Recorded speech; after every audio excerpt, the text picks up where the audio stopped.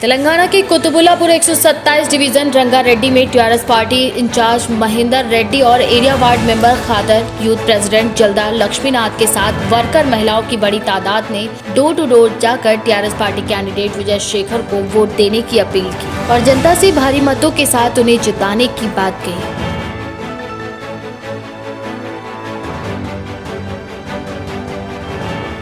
तेलंगाना से KKD news संवाददाता मोहम्मद निजाम की रिपोर्ट।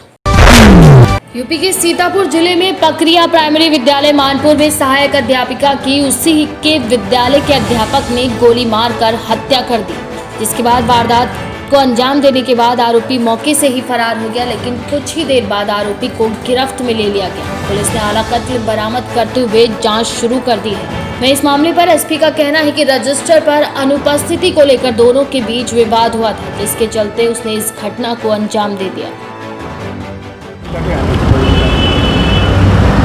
आज दिनांक 20/11/2020 को ये सूचना प्राप्त हुई कि थाना मानपुर क्षेत्र में प्राथमिक विद्यालय पकरिया में सहायक अध्यापिका को गोली लग गई है और घायल हो गई हैं।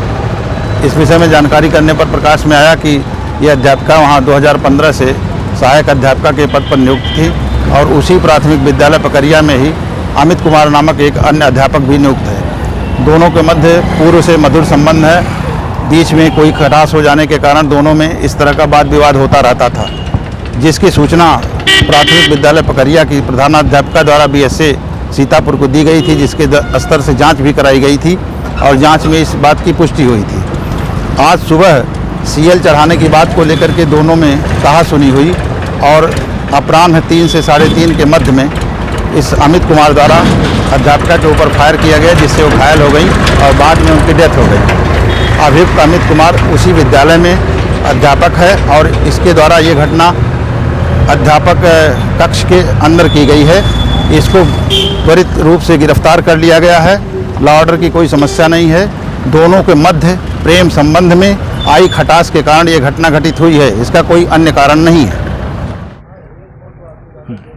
थाना मानपुर के अंतर्गत पढ़ने वाले प्राथमिक विद्यालय पकरिया में आज एक पुरुष अध्यापक के द्वारा महिला अध्यापक को गोली मार दी गई, जिसमें गंभीर रूप से घायल हो गई और बाद में उनकी मृत्यु हो गई।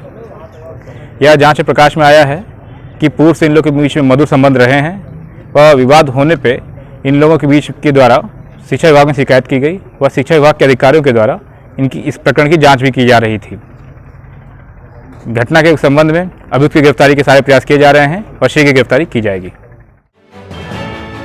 सीतापुर से केकेडी न्यूज संवाददाता जगत पाल की रिपोर्ट। महाराजगंज जनपद के फरीदा थाना क्षेत्र के कमहरिया खुर्द टोला बरई के सिवान में पुलिस ने लावारिस हालातों में एक युवक का शव बरामद किया है। वहीं मृतक के परिजनों ने थाने में तहरीर देकर इस पर हत्या की आशंका भी जाहिर की है। क्षेत्राधिकारी अशोक कुमार मिश्र व थाना अध्यक्ष धनवीर सिंह ने घटना की जांच पड़ताल की।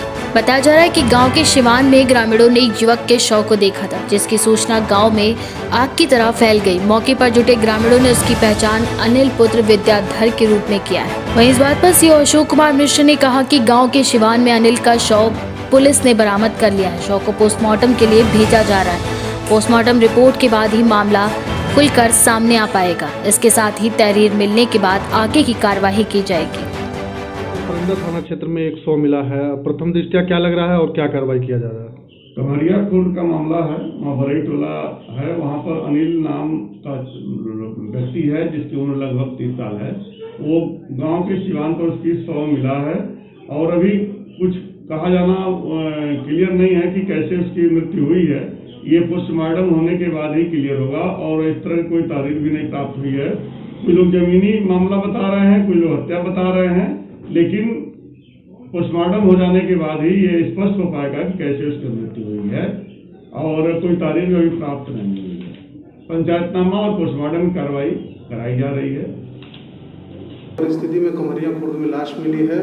कुछ इस तरह का भी रूमर है कि हत्या माने आशंका जताई जा रही है लोगों, स्थानीय लोगों के लिए। पुलिस क्या कर रही है? फरीदा में जिस व्यक्ति की लाश मिली है उसको कब्जे में लेके पंचायतनामा भर के पोस्टमार्टम के लिए भेजा गया है। जाहिरा कोई चोट दिखाई नहीं दे रही है ये भी बताया गया है कि वो अत्यधिक शराब पीने का आदी था व्यक्ति। बाकी चीजें पोस्टमार्टम से क्लियर होंगी। अगर किसी अपराध का होना पाया गया तो तत्काल उस पर कार्रवाई की जाएगी। महाराजगंज से केकेडी न्यूज संवाददाता एस खान की रिपोर्ट।